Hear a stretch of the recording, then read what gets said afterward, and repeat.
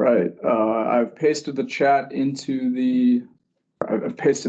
into the chat. And just a reminder, closed captioning is available on the desktop version of Microsoft Teams. To enable closed captioning, click the three dots at the top of the window and click Turn on Live Captions. Unfortunately, captioning is not available for the web browser version of Teams. Montavious, the chair, is out today, so Mitch is serving as chair for the meeting. Do you want to call the meeting to order? Yeah, we can call the meeting to order. 8:32 a.m. And then I will take roll call. Aaron Artiega, currently not present. Anna Baliakova. Present. Alina DeGrado is absent today. Larissa Gladding is absent today. Mitchell Henke. Present. Montavious Jones is absent today. Kathleen Minnick. Present. Ben Teal. Present. Barry Weber. Present. That gives us 5 of 9 voting members, which does give us a quorum. Kevin Kushel. Present. Currently, officially, the DPW position is still vacant, but Stephen Owen, who's joined us today, has been confirmed through Common Council. We're just awaiting the mayor's signature. So he's joining us today, but it will be official by our next meeting. So welcome, Stephen. And then we are still awaiting a public safety representative that is still vacant. And Kevin Kushel, I see, has joined. Hello. Morning, Kevin. All right, so we do have a quorum. And with that, Mitch, take it away. I think the first item is approving the minutes from last month. I sent the December meeting minutes around. Any discussion? I move to approve them. For chair. I'll move to approve the minutes. Second, if I need a second. I think so. No? Yeah. We had to- Anna seconds. Any objections? All right, the motion passes. Minutes approved. Next item is the discussion of bylaws. Yeah, so the bylaws were shared earlier this week, I believe. Not as early as I was hoping, but they've been discussed over the past couple meetings. So the floor is open to talk about it. If we want to make any changes, hoping we can vote on it today, absent any significant changes needed. Is this pretty much the same as what it was the last time, or have there been changes? No, it's basically the same. It's relatively short. Lays out the chair kind of process, elections.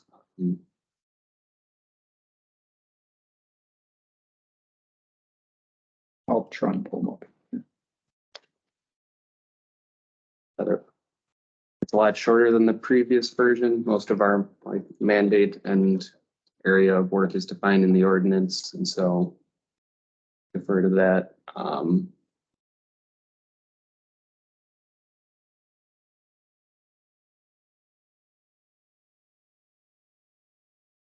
Could you let us know what ordinance that was, Ken? Because I was trying to look for that yesterday and I couldn't find it in my notes. Yeah, Which ordinance? the The one that Created the created. body. I guess we should probably mention it in the bylaws. I can add a link to it later. Give me 1 second. Yeah, you don't know the ordinance. No, it's up here. Okay, I got it. I'll look. Or I should know that. Because You don't remember every single ordinance? The number that pops in my head is 350. I think it's 211-539. Is that 11? 530. Okay. But otherwise, that's a completely unrelated file. 11-539. No, you're right. Yep. Okay. And that's called a file number? Yes. Okay. Yeah. Yeah, you can look it up on Legistar. Kevin has his hand up. Yeah, I read through the bylaws as they are, and Article 1, the voting section discusses each member of the committee shall be entitled one vote. And I think just out of, we had talked about like how the city representatives wouldn't be doing a vote, and I don't know if that needed clarification there, or if we were just, because then, like, is there a difference between, am I part of the committee or am I just an advisory member? Like, I'm curious about that. It's a good point. I think we can just add voting member in front of it. Does that need to be clarified, Kathy? I believe the legislation that created the committee specifies that there are voting members and non-voting members. So technically you wouldn't need to, but to the extent that it does create confusion, it wouldn't hurt to say in the bylaw, say voting members shall. It does say in the legislation 3 non-voting advisors.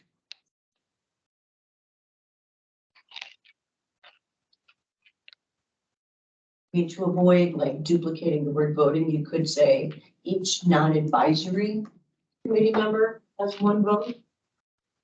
You know, because then that kind of cordons off the advisory members who are by definition not voting.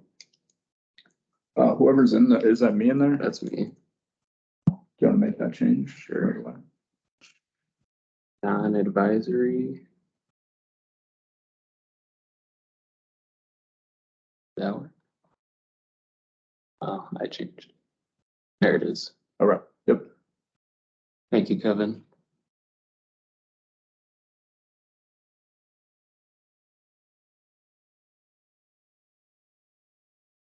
And then where was it suggested to add the link to the file or reference the file? Probably towards the top somewhere. Do you have edit access here? I don't think so. Try. Maybe. Yeah, here we go. No, I did. Yeah, so where it has officially established. I don't know. Where is this committee having an officially established? The typical language there would be established by Common Council file number 211539 on whatever date. That's, I mean, the typical language that we would use.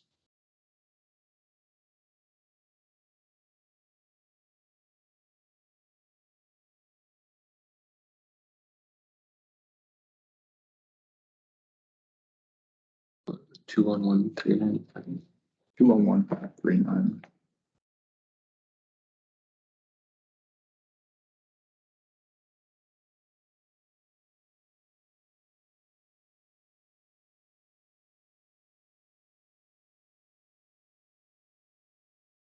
Officially established approved by. File 211 539. 539.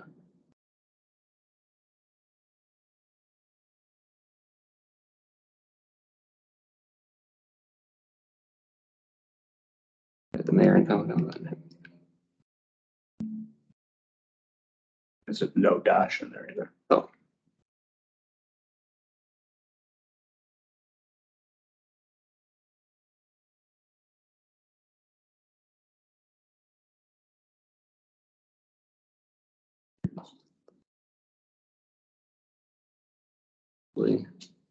I guess is there any other comments while I'm editing slowly? No, you're doing great.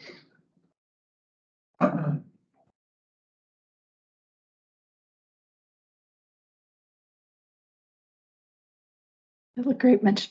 Thank you. Can't be approved upon. Is that a motion to? I motion to approve, yeah. Second. Thanks. And so we take a vote at this point to adopt. Any objections?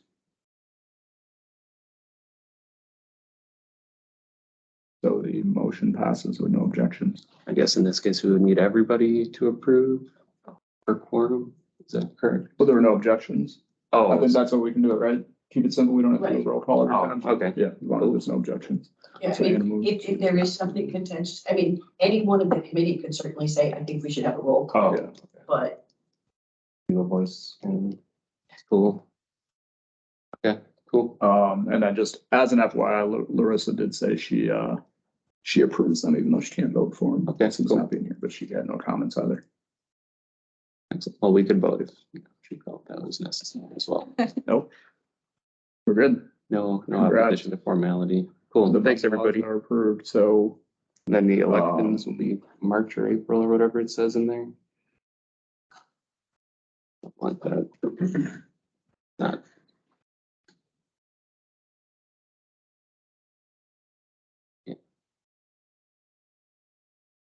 that was a. Or no, we decided decided elsewhere. separately. I mean, this is going forward. Yeah.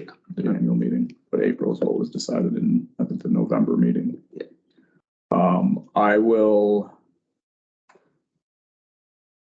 save these, and then do we want to add this to the file? The bylaws, should those be added to the file? Well, the bylaw should be added to the 2023 communication file, Okay. which I didn't see yet. You have not seen it yet. Okay, You didn't miss it. just checking. But yeah, that's where those would go. All right, congratulations. Thank you, everybody. So we can move on to the next item. Before we do that, I want to acknowledge, I think we have a larger crowd today because I think several students from UW Milwaukee Urban Planning Bike Ped class are in attendance, Oh, just cool. as an FYI. So, Thanks for attending. Actually, would it be okay to do?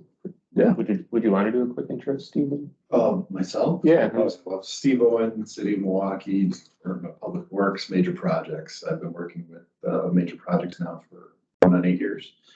I've been biking my whole life. I biked into work today, bike just about every day, but I'm not happy about our salt situation, so I don't bike when the salt's on the ground. Cool. Well, welcome. I hope the mayor approves and everything. all right, Then we can move on to work groups. stop sharing. Okay, so we've been discussing work groups for the past couple meetings. We had 4 that we kind of coalesced around. There's only 5 of us here now, so we won't necessarily be able to fill it out as I was planning potentially, but we can still do our best. Did everybody get a chance to take a look at the 4 that were mentioned?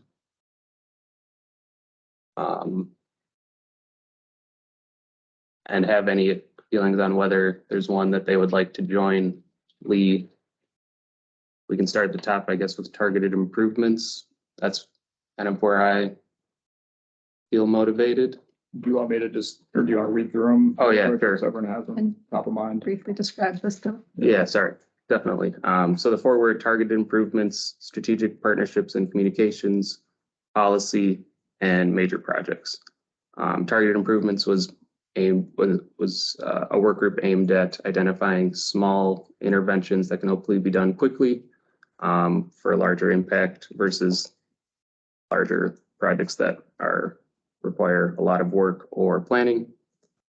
Strategic partnerships and communications was one I was less familiar with. I think this was working with kind of other groups in the area, connecting them with our work and their work, and understanding where we can work together. The policy group was focused on policies. Examples at the time included like right turn on red, and other kind of more ordinance-y things that the city would have to be involved with. And So is this like, will people from the city come to us for feedback, or is this something that we're gonna kind of think, this is a need, who do we need to talk to, or maybe both of those things? yeah, each of the work groups is gonna have to figure it out, but I like, for me, whatever works, like I think we're allowed to like reach out to city people. Obviously, we shouldn't like burden them or bother them too much, but like understanding the path to that, finding a sponsor, if there's an alder, we can work with them as well, I believe. It'd probably be helpful to work through me or someone from multi-local too, at least initially, so it's not, Yeah. kind of like a cold call, where Mhm. people know what's coming. Yeah, totally. Yeah. And major projects was major projects. That I think the city just calls them major projects as well. So we call them, Yeah, do you need that group necessarily? That seems to me like, if you're just gonna come over and tell my group, like, this is the way we want it done, I'm gonna come back to you and go, that's the way we're trying to do it, but we're limited by everything. So it's The policy then I think is far more important because the policy is going to drive the way we design it. Mhm. Right now, we're hampered mostly by WISDOT and what we can and can't do because major projects only does roadways that are use federal or state money, in which case the feds and the state have control over what we can and cannot do on that roadway. And I think the term major projects creates confusion because that is a group within DPW. Yeah. So if you're just talking about projects in general, which includes major projects, but that could also include things like, you know, anything my team is doing or BRT or anything else, I think just calling it projects, if you want to have, you know, somebody from whoever come and present and provide input, that would make it a little. Yeah, clearer. we can strike major from it. Yeah. I think the vision initially was, you know, there's design alternatives and potentially making a recommendation on one of those more so. Because yeah, we're not planners or engineers, so at least I'm not. I don't know if we have any, but No, so I think that's what the intent was, at least from my notes from the last meeting, not specific to major projects, but just projects in general. In which case, how are we differentiating projects from targeted improvements? In terms of the groups that we've set. yeah, so I think projects are planned projects, like KK River Yep. Trail Connections is a project. If that group wanted to get involved and make recommendations there, that's where it would be. If there's no plan to close a slip lane, say at KK and Beecher, that would be targeted improvements. I don't know of a plan, but that would be cool either way. Does that make sense?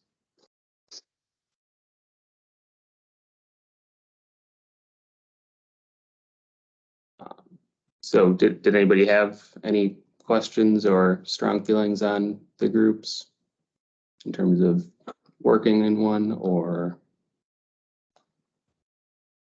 In that case, Mitch, I'd like to join you with the target improvements Sure. I think and that's general project. most interesting to me too. Is it open to board members? Yes, I would think so. But I want to quickly add that we have the size of a given group, I think has to be 4 or below. Correct. For For voting members. Correct. I'm very I- interested in the policy this is- group. This is Kevin Eccles. I'd be interested in one of the outside group, participating in one of the outside group efforts. Yeah. Kevin, thank you. Let's let the committee members discuss Perfect. first and then we'll open it up for others, but thank you. Okay. Thank you. It was Alina or Larissa that was interested in strategic partnerships. Larissa said she's interested in strategic partnerships and the policy group. I will add them. If it's not too full, I'd be interested in targeted improvements with you. That takes it to 4. Yep. This is Kevin Kushel. I'd be interested in strategic partnerships.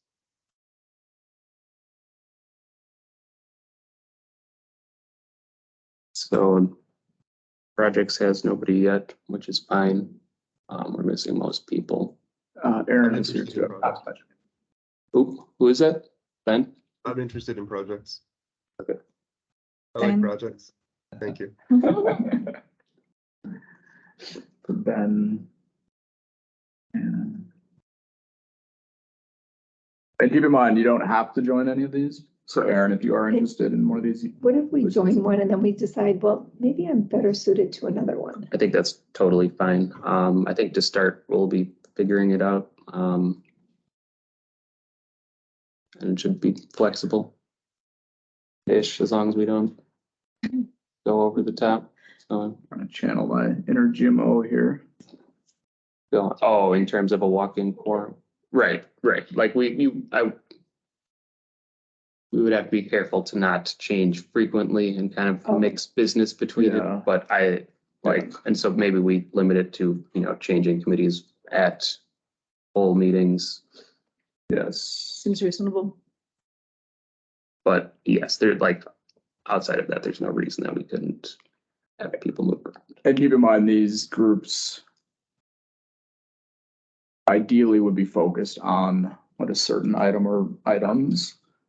If item X is being discussed for a couple months and, making tons of progress, like having somebody insert themselves at that point would not be appropriate. But when there's a new item being discussed, people want to drop out or be added, I think that would be much more appropriate. Yeah, and I think the working groups are able to work as much as they want within themselves, and if they need to bring something to the full meeting to vote on or want a fuller discussion. But even that's not necessary, like if it's, I don't know, something didn't work, that's also fine. Move on to whatever else is important within your working group.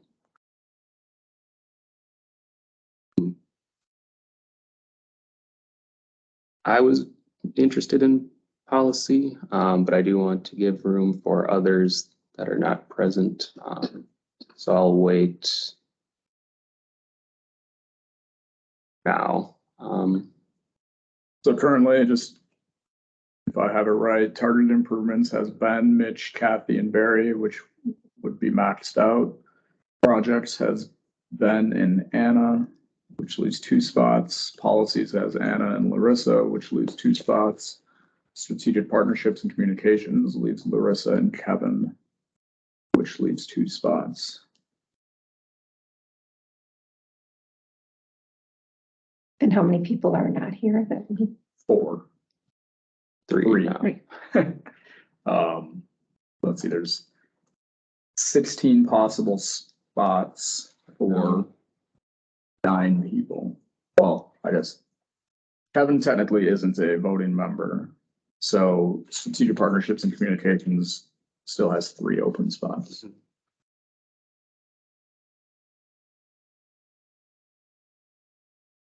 This is Kevin Eccles. I'd like to be in strategic partnerships. Is that the Kevin you were referencing? Nope, sorry, Kevin Cushel, but Kevin Eccles, I'll know, Okay, thanks. Could you share your email address? Sure, I will put that in the chat. And Yeah, just so the committee knows, I represent, I'm a member of the Metro Mountain Bikers Board and longtime bike rider, event promoter, bike team manager, et cetera. A longtime bike rider and et cetera, skier. So thank you, everyone. Thank you. Did you get the email? You said you put it in the chat. Yeah, I will. Yeah.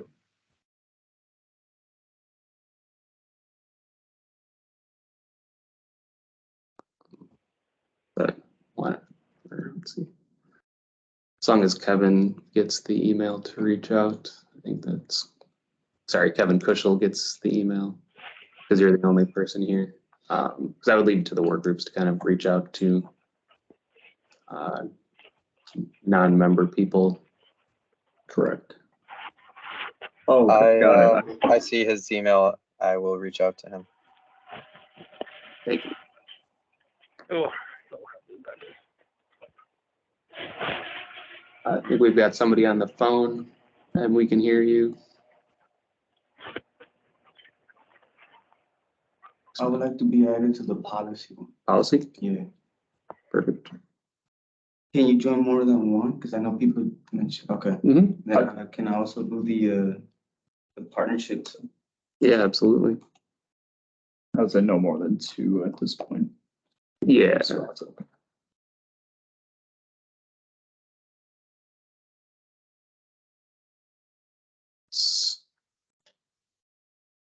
If there's anything we want to discuss related to work groups too, we can do that now, but otherwise I leave it to the various work group members to kind of just take it from here for the next meeting. Actually, could I be added to the policy work group? Because I think that would be helpful in terms of having someone who can, if you guys need resolutions drafted or ordinances drafted, having someone who Yeah. more direct pipeline into the LRB might be helpful. I mean, I guess no objection. No, yeah, no. We love it. Thank you. And just as a reminder, these are, informal, unofficial groups. If a person can't make it to a meeting, that's fine. Just please keep the quorum issue in mind. Mm-hmm. limit work to the work group so that we avoid the walking quorum issue as well. So just for clarification, what is the expectation of the work groups in terms of meeting? Like, are they expected to meet before the next meeting, like organize themselves before then and report out? If we could clarify the expectations for what we're expecting for the next meeting, I think that would be very useful. Sure. Yeah. I mean, I think it would make sense for the work groups to meet before the next meeting, kind of organize themselves and set a plan. All of the work groups at the next meeting can kind of give a report on where they're at and what they want to do, that would be great too. And we'll probably expect regular updates, at least on the bigger things that they're working on. But I would leave it to them in terms of like frequency, how they work and stuff like that. Thank you. Yeah, and again, that's not a requirement that they present at every meeting, but if there is something that they want to discuss as a group, that's the place to do it. Mm-hmm.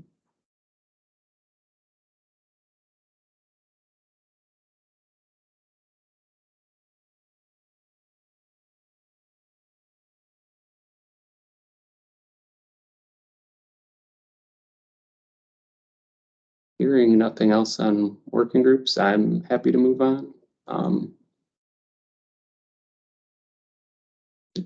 The next item on the agenda, this is kind of one of our first kind of specific discussions on an intervention or recommendation. And so I sent out an email for a letter this morning, maybe less than an hour before the meeting, to everybody. It's related to Howell Avenue specifically. And this is mostly kind of an experiment. I don't know how we're going to operate in terms of making explicit recommendations to the city. And I just wanted to see how this goes. In the past, we've drafted letters. The committee or task force at the time reviewed it, approved it, and we would send it out to the relevant parties within the city. I don't know if we do the same or if we do it differently now. This was also written in haste. Please don't judge me too harshly.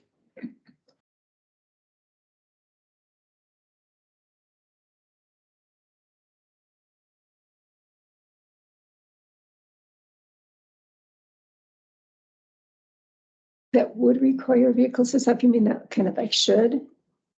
What I meant by that was, I think the older woman in the area, Marina Dimitrievich, was asked for like stop signs or stop lights. So that was kind of, I didn't want to be too prescriptive. Oh, I see. Mm-hmm. I don't know what exists. Because and this is also kind of to understand kind of our role. We are not trying to make necessary, I don't know how often we should make very specific recommendations, especially once you're talking larger and larger things. So my goal was to kind of identify the problem, or at least the pattern of the problems, and make a recommendation to address those.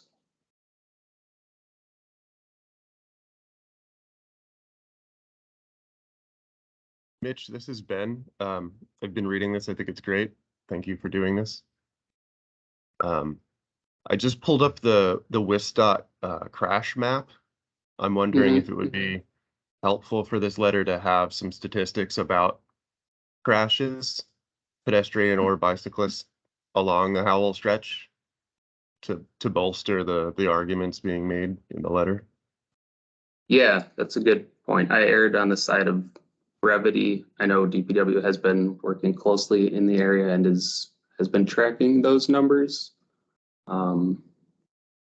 So that's a good point, though. Anna mentioned had provided the same feedback. And so I think it would make sense to include them. I don't have the numbers handy, unfortunately. I have the map open now, but what period of time are we looking at specifically? Post improvements or from 2020 to present? I mean, in this case, I think it would be fine to look further back. Because in this specific case, it's kind of that curve, and I think the reduction in speed is good. But that an average is still an average. Once somebody goes above the average, you still have problems. So I think I'll it's send everyone fine. a link to the map in the chat. So If everyone you want can to be on the share your same screen, page. you can. Yeah, if you're willing to share the map. I just sent the link to the chat. That may be easier for everyone. So Maybe. I guess for context, this is crash data that WisDOT manages and keeps track of across the state. And it has various attributes, whether anybody died, whether there were any injuries, who is I'd what recommend type. filtering by county. Do you want to just load share? faster. Do you want to just share? Do you want to just share your Sure. screen?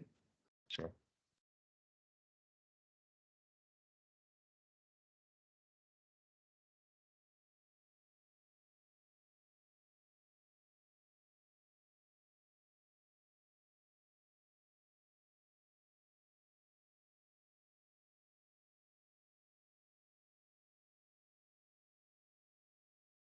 I guess during that, Mike, is there any formal process by which we make formal recommendations?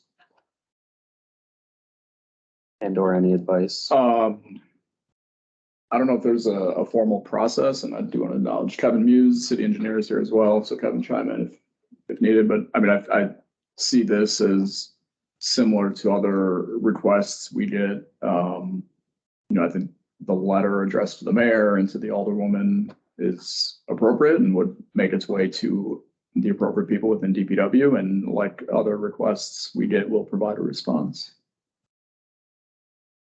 That's good.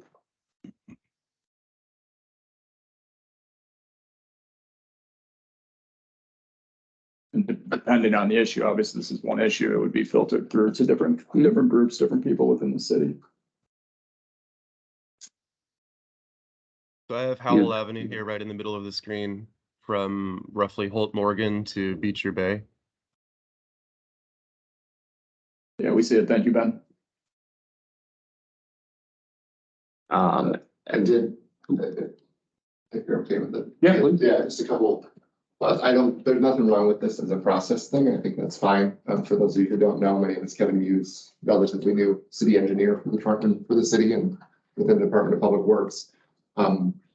I would advise the committee to consider how they're prioritizing which roadways they want to call attention to. We're certainly within DPW well aware of the challenges on Howell. This hill certainly is a unique challenge combined with the curve. And there may be some low-cost solutions like you're suggesting that we could explore further than we have in the past.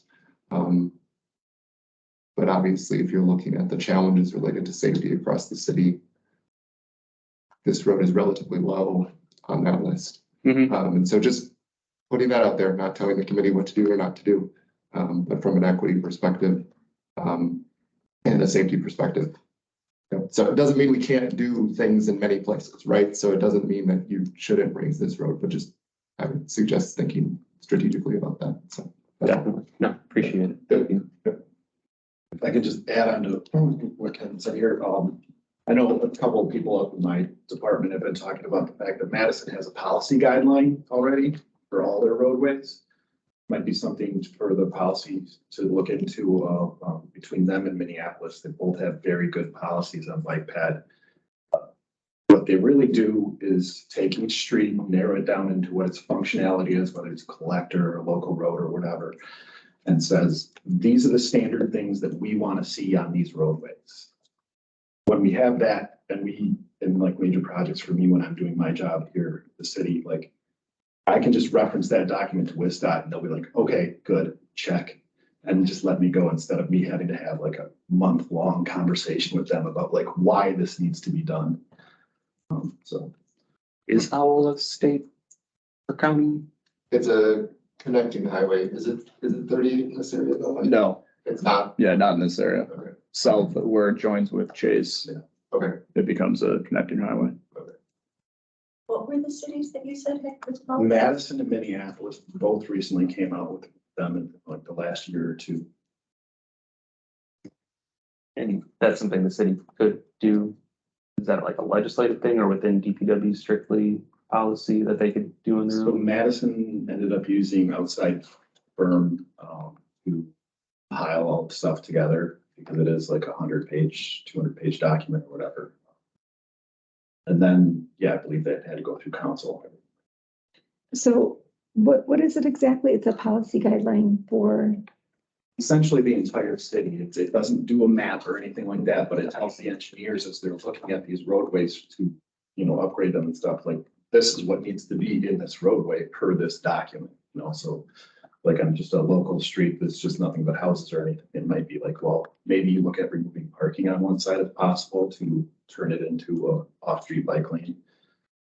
Or on like a National Avenue is a really difficult one because you've got streetcar, BRT, us, bike and ped all want to be in that constricted space. Well, at some point in time, I'm going to have to tell you guys, yeah, we're going to have to push the bike lane to a different roadway or something like that. Or tell somebody who's got a semi truck that he has to take up and down that road because he's got a business there. Like you can't do that anymore. So there's a lot to be taken into consideration, especially on the larger collector roadways and the traffic still get through. Let me kind of share my understanding of it from your explanation to confirm. So it's like, it kind of gives you like a more structured way. You've got certain parameters in a road. These are the options or preferred options. Right, exactly. Okay, Yeah. rather than kind of, And when less that's starting. even the public, then when they're coming into one of our meetings or whatever, it's gonna be like, okay, I can expect to see this, and this essentially for my alternatives. It helps narrow it down earlier. I don't know if it helps narrow it down, but it does help us understand, like, there's only so much that can go into a roadway period. Okay, yeah. There's limited space there, so like, what's the priority on which roadway? Got it. Thank you. And we are to piggyback on that as part of the city's Complete Streets Handbook. We're not getting to the level of detail that Minneapolis and Madison have, but we are focusing more on kind of the policy side of things and starting to think about different streets in different ways. I mean, it's not diving all the way down into how do you actually design the street, but thinking about land use and context and other factors of the street will help develop those initial alternatives. Like, is it like cross section kind of thinking, or is it like intersection? More so like a high level cross section. Okay. Not for every single street, but like trying to group streets into typical types of Like streets. you might decide, we don't want to do any painted bike lanes anymore. That's a leap from what I just said, but perhaps. It's an example, right? Perhaps. Like you would come up with cross sections that are preferred. Correct. Versus Yes. Yeah. less preferred. Yeah. Absolutely. You wouldn't say, 2-lane road with, I don't know. The Arrow. Complete Streets Handbook will not have that level of detail. I think what Steven's talking about, there are design guides out there that do kind of get into that level of detail of specific design recommendations. Got it. Thank you. and what is on the screen now? This is what area we're talking about right now. Yes. Yeah, I thought it might be helpful for people to see the house in question that was damaged at the corner, and there does seem to be a small roadside memorial there. Presently outside that house, I don't know if that indicates an injury or a death, or if it's even unrelated. But No, this is there the was subject a area. death there. There was a pedestrian fatality on Christmas Eve in like 2021 or something, or 2020. 2019. Was it? Okay. So unrelated to the car that jumped the curb and hit the house, but the same spot. Yeah, it was the same spot, which is why I bring it up. The car hitting the house was 2022, December 2022. It involved jumping the curb again. And so that's kind of what this is aimed at. I don't want to spend getting into the weeds too much during kind of group meetings like this, but this was kind of intended as a way to kind of establish our process for making formal recommendations. If there's anybody has thoughts on how we do this, this would be a great time to talk about it. I actually really like the letter. I think it's well written. I think it's clear, concise. I think it also sets a precedent of what we can be doing. And I also am very mindful of what Kevin Muse said about prioritizing different places. But if we are looking for someone who is probably going to be supportive here, I mean, we got the Alderwoman, Alderwoman Dimitrievich, who would likely be supportive of this. And so this can help us set a precedent of how we do things in the future. And I think that's a good idea. Yeah, thank you. Thank you for that. And I don't know if the manual would say that's not a high priority street, but there was a death and there was, like, it just seems like. Probably is a high priority street. Yeah. The point is that in the city of Milwaukee, there's a lot of other ones that are, seemingly have worse problems. So. Okay. Yeah, my intention was not that this is, even towards the most pressing problem, but an example of something where I felt an intervention would be helpful or a recommendation would be helpful. And I hope we can do it all over the city. I think just to add to Kevin's comment too, and I agree with you, Mitch, like this probably isn't the forum to have like this detailed conversation every single time, but a lot of, our response to this letter would describe a lot of, what's been done to date. There has been a lot of work done on this street, where it lies kind of in priority compared to other streets. If there is anything we can do quickly, and possibly there's nothing we can do, right? Like because of other priorities. So, we can't promise that every single request we get, we're going to be able to address. Ideally, we'd be able to do something, but I think also thinking about Vision Zero and the way that the city is approaching Vision Zero, obviously infrastructure is, in my opinion, probably the most important component, but that's also something that needs to be thought about is kind of more holistically some of these issues we're seeing. Are there any other interventions or ways to address traffic safety concerns? Yeah, and I think to that point and to the point of Vision Zero and equity, like, does the city have, this is veering way off course, but in terms of like when an incident happens where somebody dies or is injured or it nearly happens, right? Is there a plan to like have a more rapid response to those? In this case, there was a response, over the following year, but I'm not aware of other.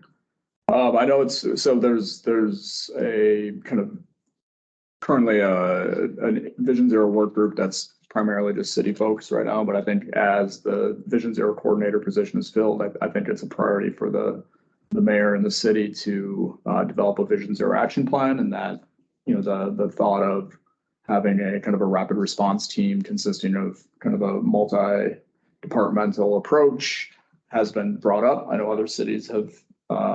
I think that's a very common recommendation you'll see in other cities' Vision Zero action plans. I think it's called out in our pedestrian plan as a recommendation as well. So I'd imagine that would be discussed as being something to consider, but nothing official at this point. Okay, no, cool. That's great to hear. Thank you. I think too, when you look at some of these letters, the recommendations that this committee might make, the value in them isn't just that you get something done right now. Because let's say Howell Avenue isn't a high priority citywide at this point, having it documented that the committee is on record that they recognize this, it might even put the city in a better position if we're funding the grant funding or something to say, look, we've got this committee that 3 years ago said this is a problem. It can bolster our, the way we reach out or the way we prioritize and what we can accomplish in the big scheme of things. Because this committee isn't for today, it's not for this year's project, it's for next year's project. It's, long term. And looking back over the history of what the committee recognizes or what they recommend and the judiciousness of those recommendations, I think is going to what gives this committee credibility. Yeah, I think that's a really, really, really good point. Right. Because I think, the recommendations have happened in the past and there's a near instant or something, there's hopefully at least a little bit more support to do something in that moment or otherwise. So thank you. Can we, I think the letter's great. but as we're talking about these bigger sort of processy things, can we talk about kind of like for people who maybe aren't on the targeted improvements work group, or even like members of the public? I think I've had a little bit of a taste of what the city folks here experience, because as soon as I tell somebody I'm on the Pedestrian and Bike Advisory Committee, they start telling me all of the problems they have. But like, how can we like channel those ideas? Should we just like submit them to the targeted improvements work group? Like, I just want to make this like very routine so that it's something that doesn't require us to like reinvent the process every time. I think Mitch and I had lunch the other day. So what we talked about is like, how can we make it as routine to report these things and have a queue for them? Yeah. I mean, if you had more thoughts. Yeah. Continue.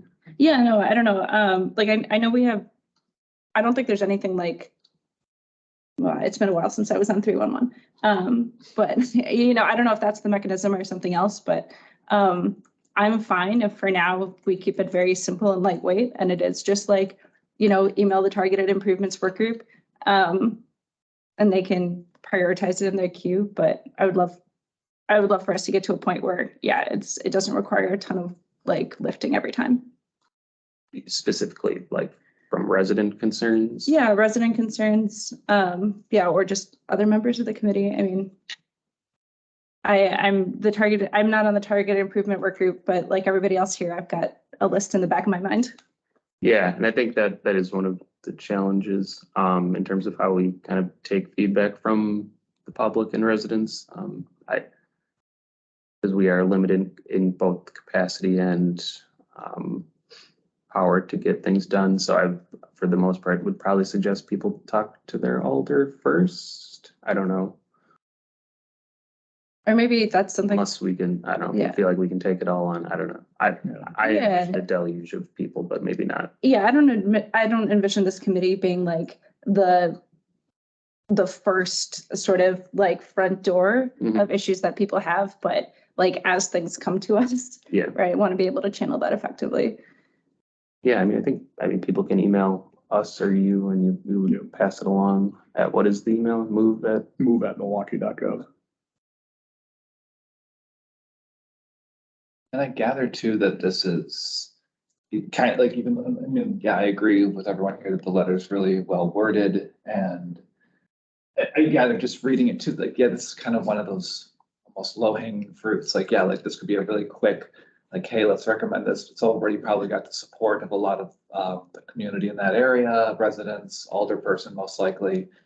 Kind of going off of Anna's comment, I guess in a way of, might it be something to explore where if there's other low hanging fruit citywide, we could kind of lump into maybe a group proposal either with targeted improvements, et cetera. And again, I know we don't want to like burden it with like, let's try and do it all in one big package, but I think too, and I could be overthinking this with symbolism, but if our first letter out of the gate is about Bayview, and again, look, this whole city could stand to, get improved, like no matter what neighborhood we're in. But, we also know that even looking at the WISDOT map, that there are certain areas that are even more severe. So maybe something that could still absolutely include this proposal, but then maybe find a few other pieces of, again, I'll use that metaphor, low hanging fruit to kind of include and make it more citywide, but still easy enough to kind of be doable, I suppose.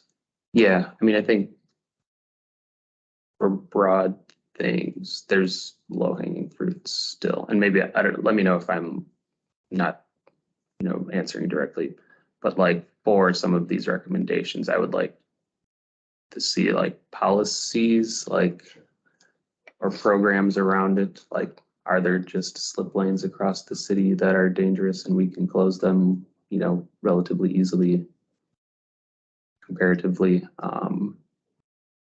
Like that, I think, is a stronger one to kind of speak to that. Like, yes, we should close slip lanes in Bayview, but also everywhere. I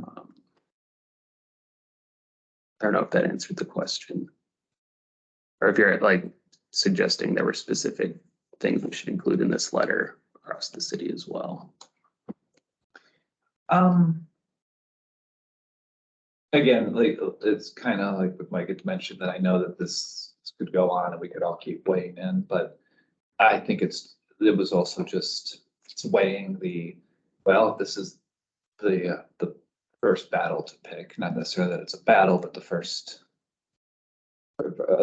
battle we pick versus if there is something that might be a more urgent battle, yet it may take more of a long haul. And then so I know there's kind of pros and cons no matter which direction we go is all.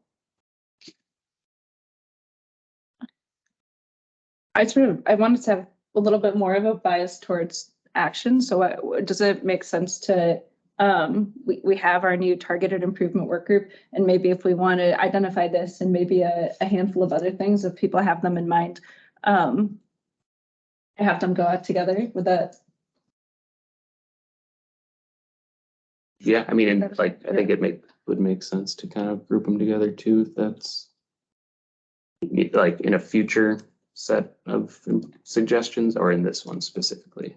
Oh, not in, yeah, I mean, I think it makes sense to keep each letter targeted. I think it's sort of, I don't think it's easy for anybody to work on if we have like one letter that includes Bayview plus like whatever, two other completely different spots unrelated. But if we want to say like, this is the kind of thing we want to do, maybe it's like this letter, and yeah, a couple of others if we have those in mind, if we don't want to just like, avoid the appearance or reality of overly focusing on, Bayview specifically.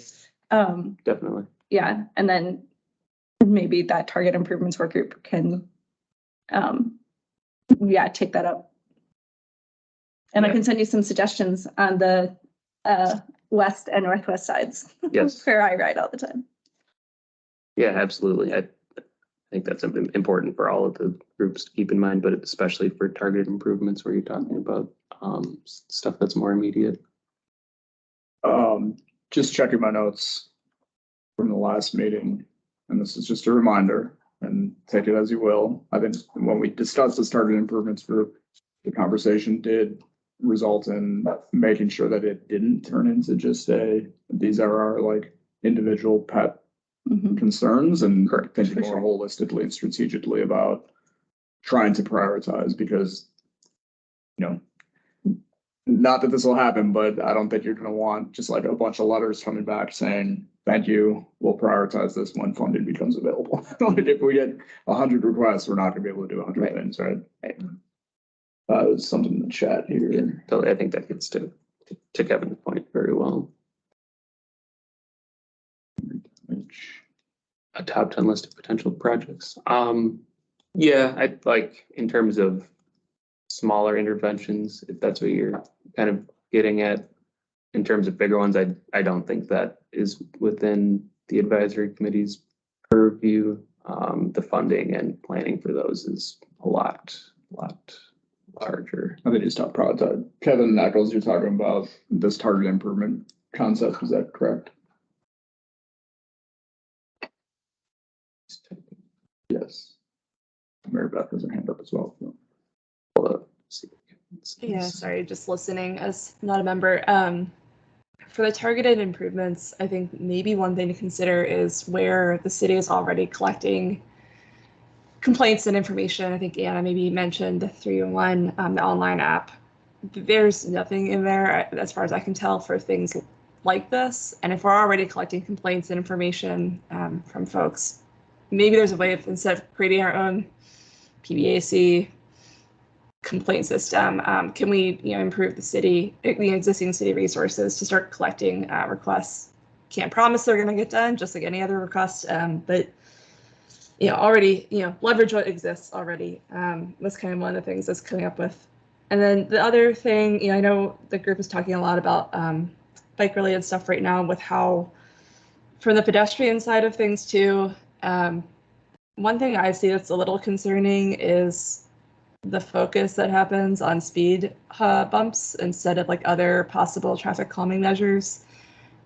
So for targeting improvements too, I'd also be curious what it could look like to offer more options, to alders and to their residents when people complain and initially think about speed bumps.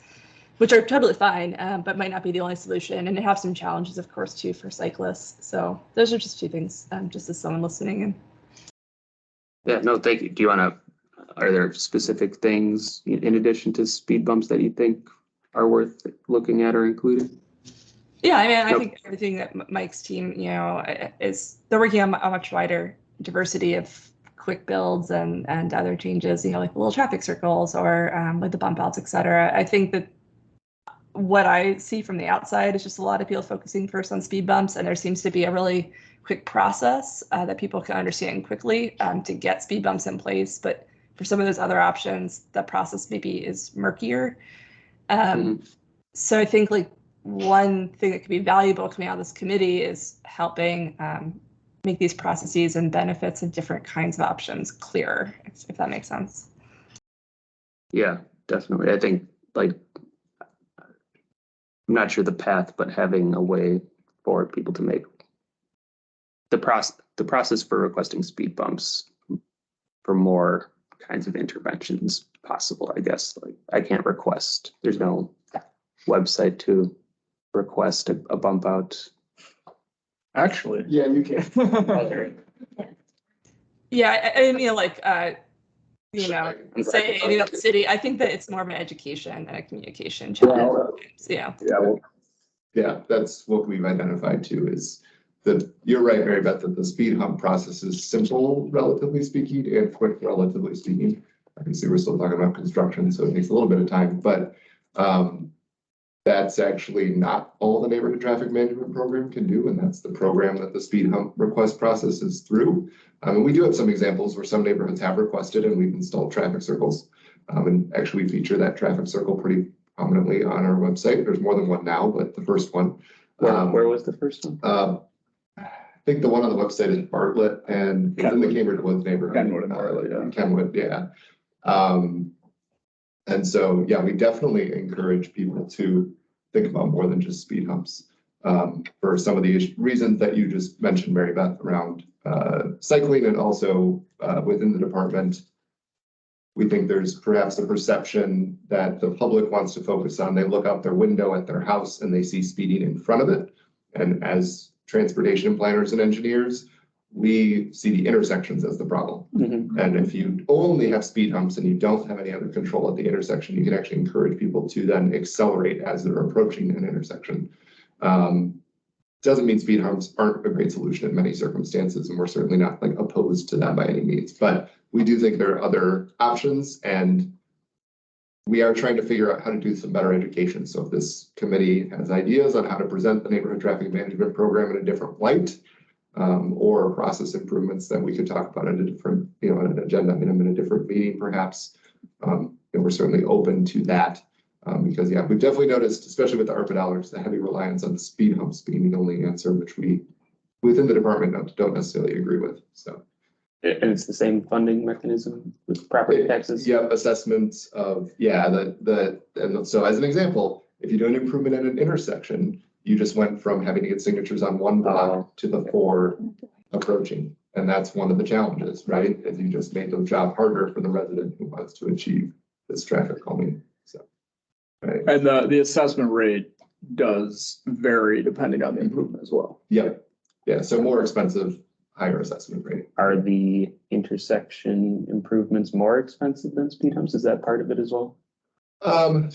Generally, yes. Although, again, if you're splitting it among 4 legs, it may not actually end up being, I'd have to look at our data. It may not actually end up being more per linear foot, which is how we measure the assessment out. So, do the residents all pay, or is there a portion that the city also pays? I'm gonna guess there's a portion the city pays. The assessment rate has been changing currently because of the portion that is assessed has been changing because of the ARPA dollars that the council's directed towards speed humps.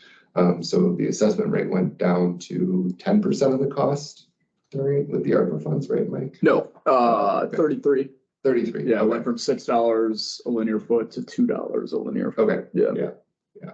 Okay, can I just interject there? Yeah. That's not entirely true. Thank you. I am new. The improvement rate The assessment rate for various construction projects is set by the Common Council. And it depends on the kind of project it is, you know, whether it's a full repaving, whether it's just a resurface, whether it's a traffic control kind of project. So there are various assessment rates, and they establish a recovery rate, like a 90% recovery rate. You know, that's what they would try to do. So let's say the project costs $100,000. We would try through our assessment to recoup 90% of that. And there's a mathematical thing that they come up with a rate for each property. And it's not perfect in that it's, you know, some things are simply not accessible. If you have a city-owned property, we don't assess ourselves. So we don't always collect as much as we think we're going to. Where the ARPA money comes in is it replaced, what happened was the traffic control assessment rate was like 90%. It was reduced to 30% or 33%. And so that was lost revenue for the city. The city would be able to do less projects because they reduced our recovery rate. So we substituted that with ARPA funding, okay? Now, when the ARPA funding runs out, it doesn't change with that base assessment rate until the council goes back and says, we're gonna charge, we wanna recover 90%. It will stay at that low rate regardless of what ARPA funding we have. It just creates a hole in DPW's budget because that is now lost revenue. Yeah. So, okay, I think I'm gonna stop right there. Does that make sense? Mhm. So it's the council that sets those rates, and it has nothing to do with how much ARPA funding we have. That was the argument they used to justify it. But Yeah. once the ARPA funding goes away, there's gonna be a big old hole in DPW's budget. Yeah, currently the ordinance I'm looking at right now, I didn't realize it was changed via ordinance. It says traffic calming installations, the recovery rate is 33%. And that was changed. And there is a file that Recently. was DPW asked for, and it's in committee to return it, but it hasn't been scheduled. It hasn't got a lot of traction. And there was a weird budget amendment that had nothing to do with anything, but that's. Anything from 33%. Why I have some more information, but I think. So that would, so it would cost. Right, because, yeah, we're paying more, which we don't have money to pay more. Got it. That's really helpful. Thank you. Yeah. If anyone wants to read about it, it's chapter 115, section 44. Chapter 115. Sorry, 115-42.5 is where it starts. It's the city's ordinance. Lovely book. weekend reading, city ordinance language.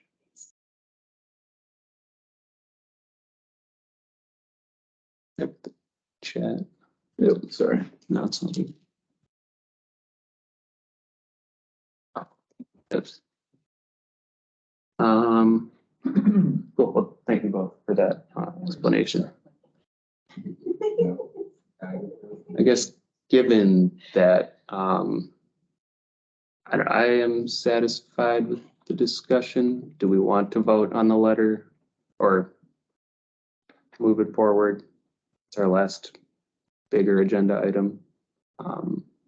Also happy for any more discussion or questions on kind of how we make recommendations going forward. I'm wondering if it would be helpful if we outlined like a pipeline from complaint to formal letter. I'm wondering if these letters are the sorts of items that could or should be written by each working group, or whether they should be devised by our wider group, the body itself, or both. I mean, I think it would be fine for the working groups to draft it and share it out for individual comment ahead of a full meeting. As long as it's Yeah, not. I mean, that's kind of just from this discussion, that's where I was thinking is, I mean, there's a lot of opportunity here, but I think the work group should really figure out how to prioritize and what that process looks like for you all. And then present that to the whole group for discussion and vote if needed, That makes sense. as opposed to do it. It seems like the working groups could be liaising with one another on overlapping issues. For instance, in the case of slip lanes, I could see a policy group constructing a letter about slip lanes generally versus a targeted strategic or targeted working group working toward like a specific case or scenario. Yeah, I guess, I don't know. Maybe we could cross, Insert my 2 cents there. please. I think it's not a bad idea to have the different work groups looking at the same problem from different perspectives. But I think it's important that the committee present a unified front as to what their, what their position is, what their recommendation is. They should be able to incorporate both of those things into a single letter that the committee puts out. Because otherwise it's going to appear as though you don't want a letter coming from this work group or that work group as though it doesn't have the support of the full body. Yeah, I mean, that makes perfect sense to me. And I would hope the full committee could kind of suss that out and kind of combine things in a coherent way, if there is a little bit of crossover. Yes, I think the crossover should be only discussed as a committee. There obviously will be relevant topics where different work groups are working on different components of it, but that overlap should happen at the committee level. Good question. Thank you. Thank you for that clarification. That was well put.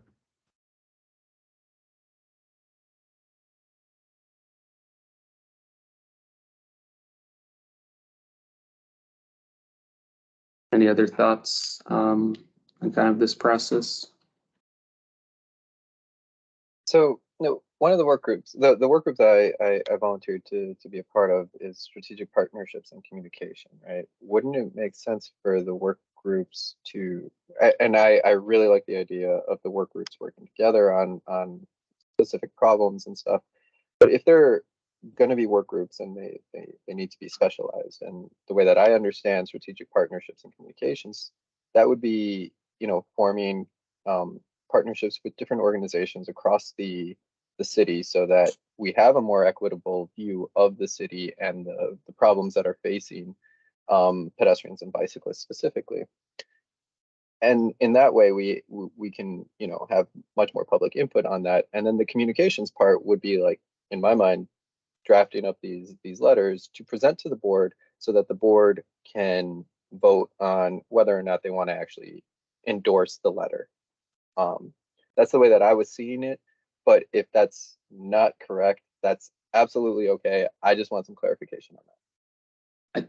Yeah, I think to me, it makes sense for the work groups to draft it. As part of it is there's difficulty with the quorum number. If the 4-person targeted improvements starts talking to strategic partnerships about something, you now have enough of a quorum, most likely. So I would like the work groups to kind of own kind of whatever it is they're doing, and they can draft the letter. If people on strategic partnerships, they're of course always welcome to comment when it's brought to the full body, or even in advance when a working group shares it ahead of a meeting. There's always room for feedback, I think, but I would rather, at least for me, and people are welcome to disagree, have the work groups kind of own it up to and including writing the recommendation and letter.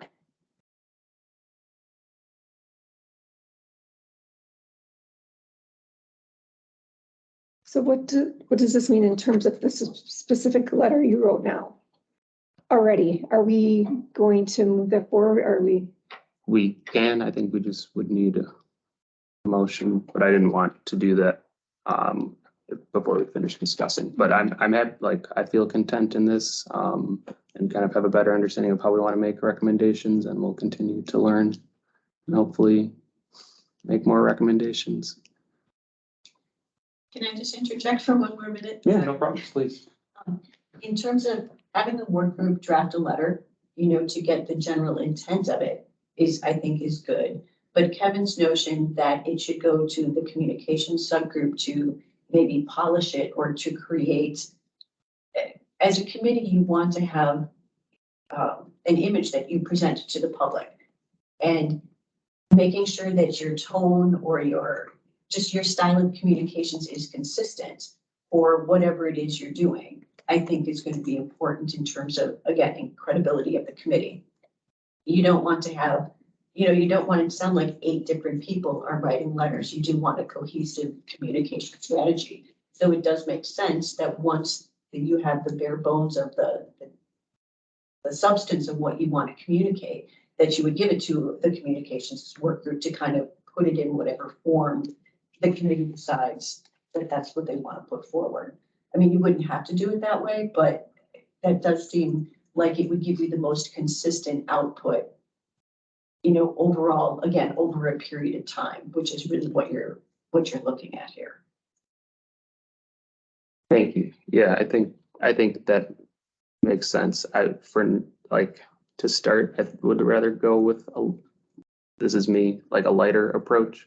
I would welcome, of course, any comments and edits to any, letters that I've drafted or working groups that I've drafted letters with. We should absolutely be aiming for consistent and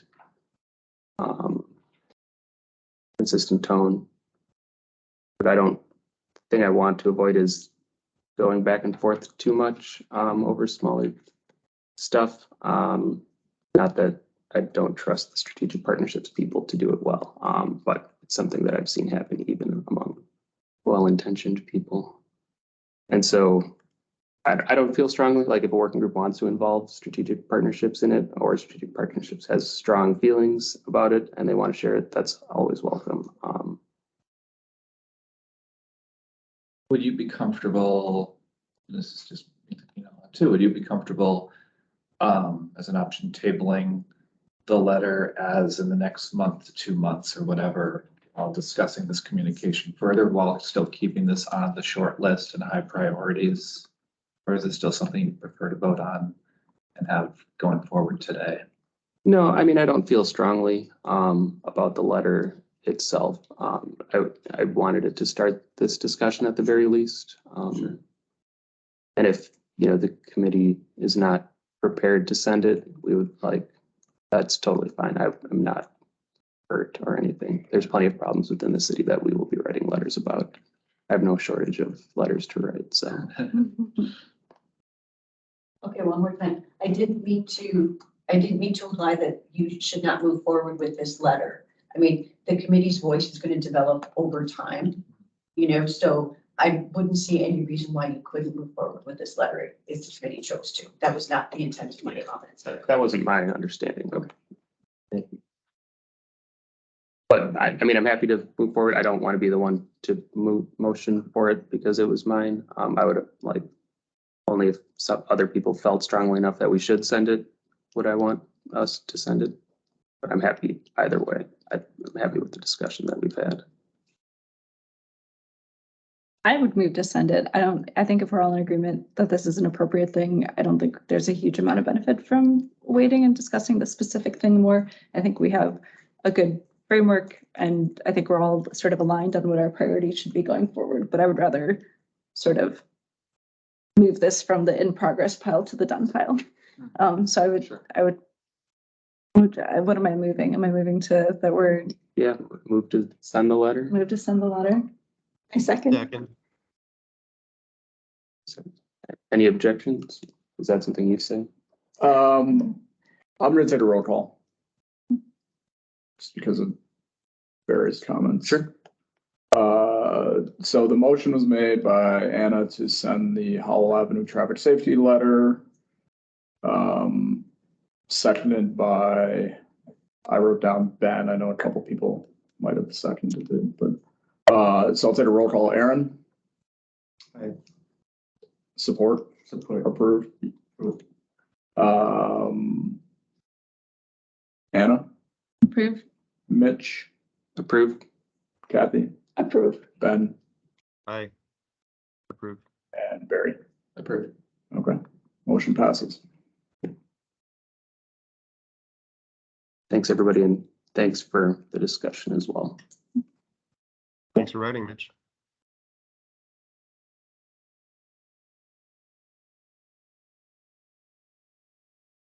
We've got what, 15 minutes left? Is that business? next agenda item, yeah, business. Yeah, so I'm content. If there's any other thoughts that people have on how we move forward, please feel free to email. But I think we do need to move forward in the agenda. Yep. New business? New business is the next agenda item. Do you have any? Well, this is so, I think at our last meeting, this was an opportunity and Jim recommended having this where if anyone has any thoughts or anyone from the public has any thoughts on potential agenda items for future meetings, this is just an opportunity to relay that. Obviously, the chair will decide what goes on the agenda, but Okay, so that's what this item is for. I think for the next meeting, we should definitely have an update from committees. Yeah. Or work groups, sorry, not committees, work groups. Yep, I agree.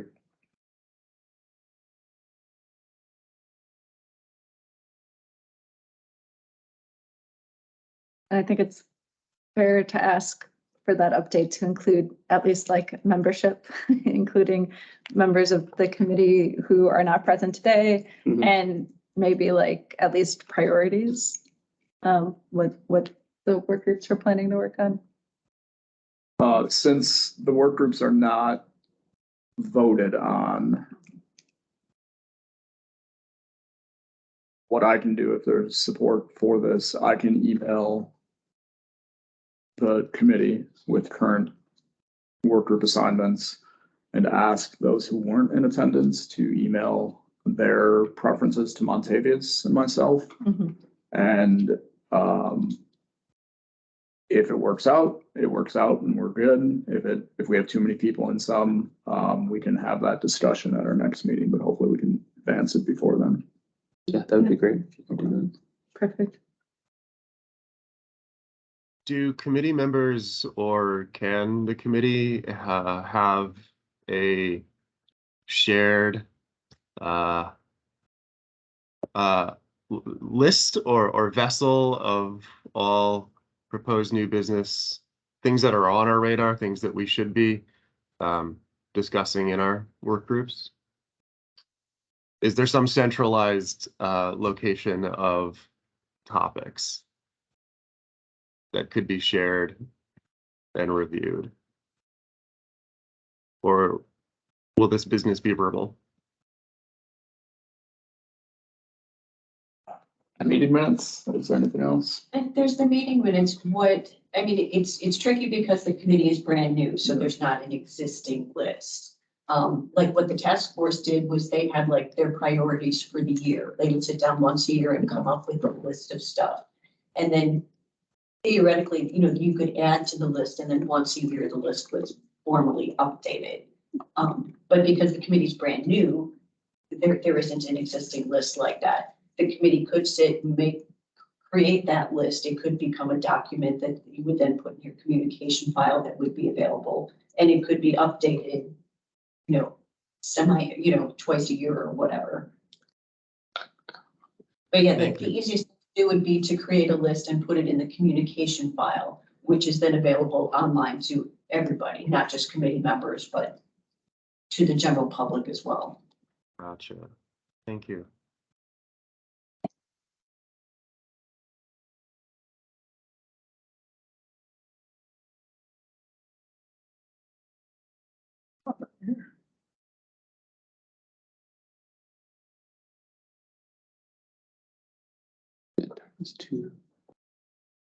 The question is if there's a targeted improvement for the targeted improvements working group that's too big, how should those ideas be shared with the large projects one? That's a good question. I don't know. I don't anything larger that isn't kind of a smaller target improvement. I don't know if the advisory committee has, if it's not otherwise a planned project through DPW, I'm not sure what the role of the advisory committee is. I mean, we could make recommendations on larger projects, but I don't know how much traction there is for that. I would go ahead and make the recommendations for the larger projects. You don't know when it's going to come up in our queue upstairs, and next thing you know, we're doing something on it, and you guys are like, well, we wanted this to get done on it. Maybe our projects take a long time. It should be getting in there, but yeah, that's a good point. And I guess in that case, the projects committee would be the one I mean, medium to large projects make sense to me. We've got a couple hands. Go ahead. Colin, who you? Mary Beth has two hands up. We want me to do second, isn't it? Oh, okay, sorry. Jake, or. Are you calling on me? Yeah, please. Sorry, I didn't realize it was a queue. I thought it was number of hands. Really want to say something. Hey everyone, thanks. I wanted to try and kind of jump in earlier, but I was biking my kid to school and I couldn't use the phone at the same time.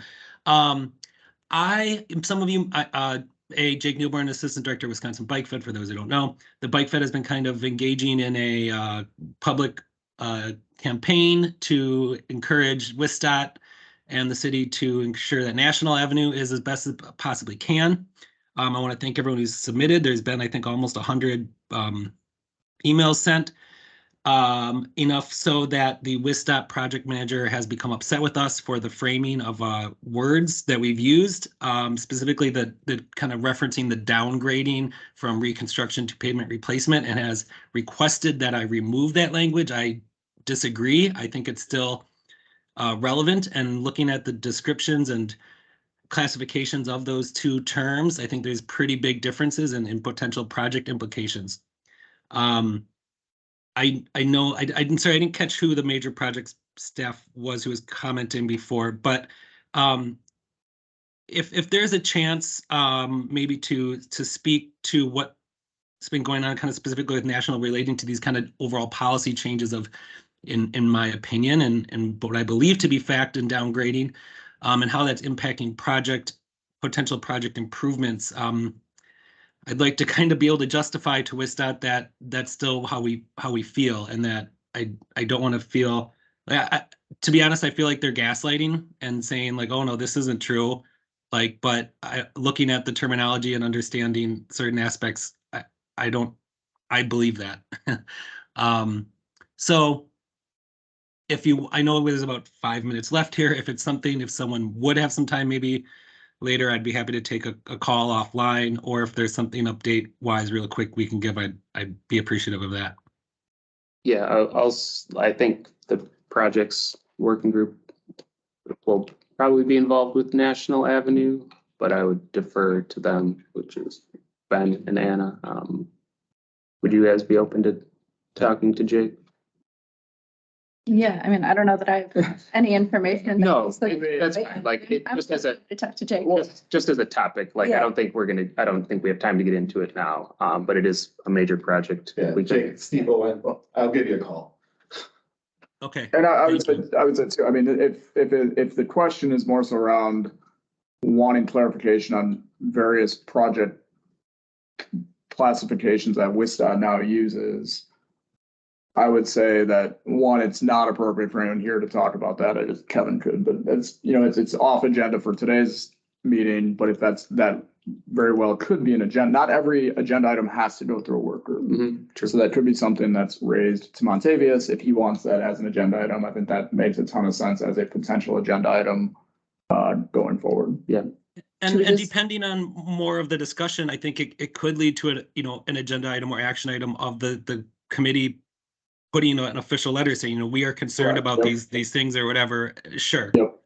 Yeah, absolutely. Yeah. And if we need someone from like WISDOT here, like that gives us the opportunity then to make those requests and get the right people in the room. Yeah, definitely. I think that's a good new business item.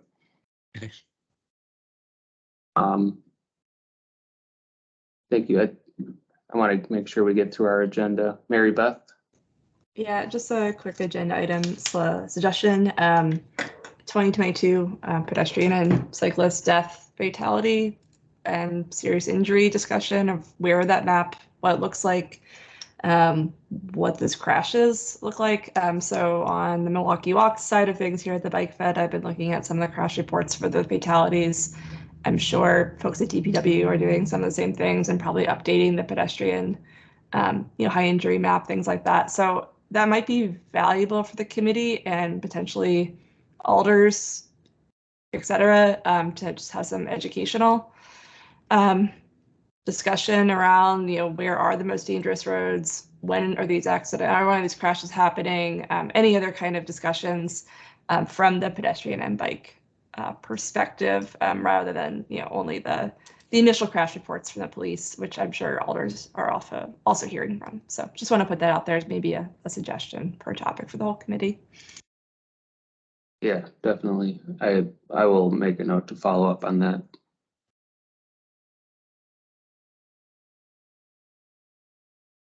Jake, you still have your hand up. Are you done, or do you have something else? I'm done. Sorry, I always forget to put it back. No worries. I think. Is there any other new business anybody wanted to add to for the next meeting? Otherwise, we've got what, 3 minutes? Could we put, I don't know, well, maybe, I don't know if this is an appropriate agenda item for the full meeting or if this should just be in the projects work group, but I'd love to do a letter in support on behalf of this group of Brady Street pedestrianization. Yeah, definitely. I think. Thank you. And maybe, well, I don't know if there's, I think this is just full steam ahead, but also support the potential improvements along East North Avenue.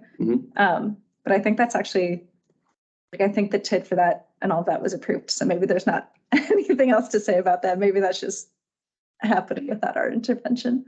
Yeah, no, those are two good ones. I'm wondering about the freeway reconstruction and our role, our input into that. Would we have any letter to talk about that? I mean, we could. I think I don't want to cut anybody off. We've got 2 minutes left. Yeah. Well, so I'll just add it to that. I think that's letter in support or a letter regarding Brady Street, the interstate. Yeah. I-94 specific. Yeah. Yeah, definitely. I think those are all good. Just to note, the comment period closes at the end of the month. Get your comments in if you got. Yeah. We can send out a link to this group. The Committee for More Responsible Transportation is putting together a statement, and also the Sierra Club, in partnership with them, has petitions for individuals to sign on to. I did chat with them. They didn't have language ready for us for their comments, so I didn't want to bring it to the group like, hey, do you want to sign on to these comments that you don't know the contents of yet?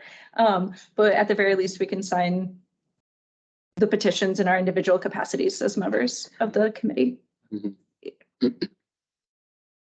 And just keep in mind, the 10 o'clock is not an official end date. Yeah. Time. Yeah, no, I want to be respectful But of yes. everybody's time. And to stay as close as we can at least.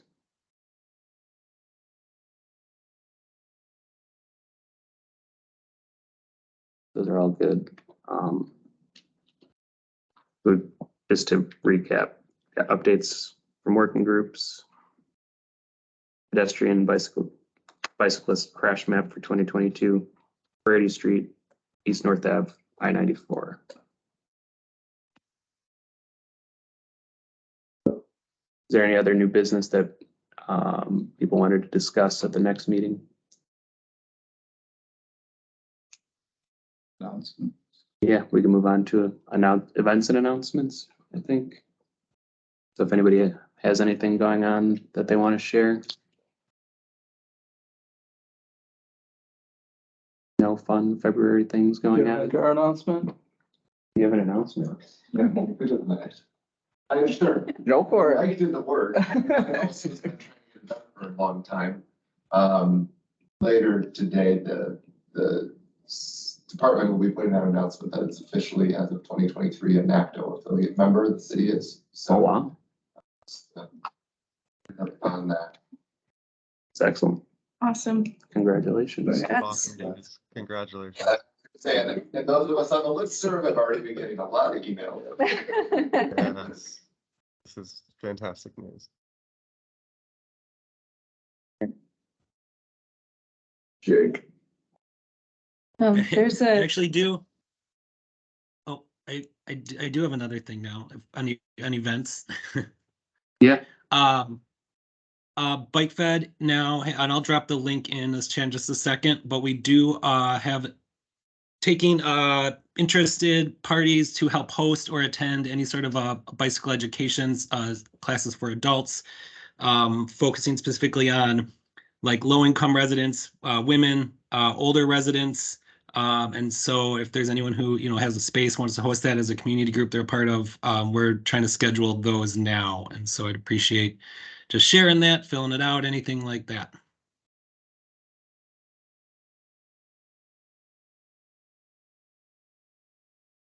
Potentially of interest to people interested in this stuff. The Northwest Side Trail Connections Plan has an open house on February 9th at the Blatz Pavilion in Lincoln Park.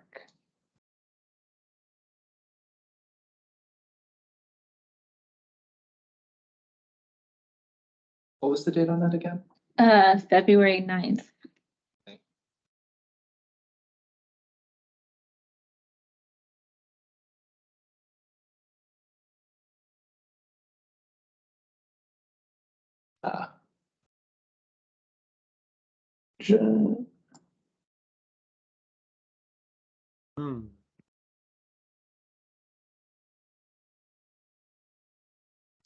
Strong Towns Movement conversation next week, Thursday, January 26th, 6:30 at City Lights Brewing.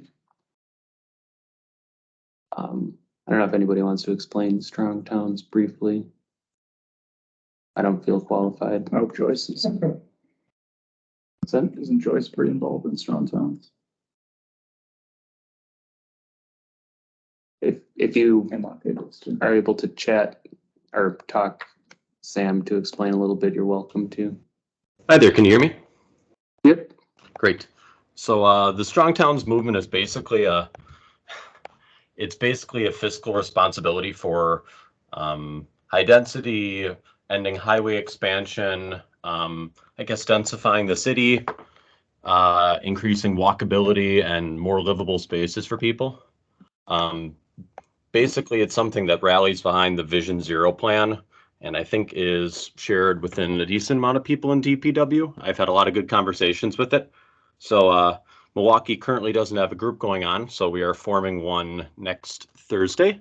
There's a number of people who are going. I think I have like 4 or 5 people going at the moment, but those are all people that have reached out and been connected before, but they're sending out a blast email to a number of other people that should be coming. So the goal is to kind of be a voice for, say, like the 94 projects, the pedestrian projects, and be kind of an ally in that space. Cool, thank you. Oh, zoning. Zoning's another big one too. There's a couple pillars, but making it easier for locals to do more stuff with their houses, to create more storefronts, that whole sort of thing. So there's a couple pillars, but I highly recommend you check it out if you're interested in kind of a newer wave of urbanism, I suppose. Sam, are you working with Julie? Yes, I am. Okay, perfect. I want to make sure we didn't have 2 incipient Strong Towns groups. Okay. Joyce, what Okay, about no, Joyce? Julie's on the same email as me, so I haven't met her yet, though. Yeah, she's very good. Oh, I didn't I know. don't think it's no, it's right. What about Joyce Tang Boyland? Are you working with her? Let me check my email here. I have Montavious? I know Montavious has been on a podcast with them before, but Joe Weisner, Ryan, Julie Emery, and then Ryan Teagan. So I don't know any of them, so it'll be new for me. Do you have an email address you can put in the chat? I can try to connect you with Joyce. Yeah, gladly.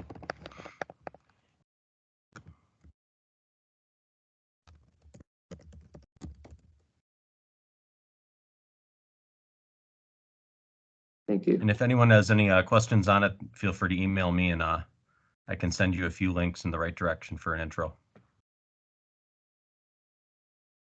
Thank you. Thank you. Any other announcements or events?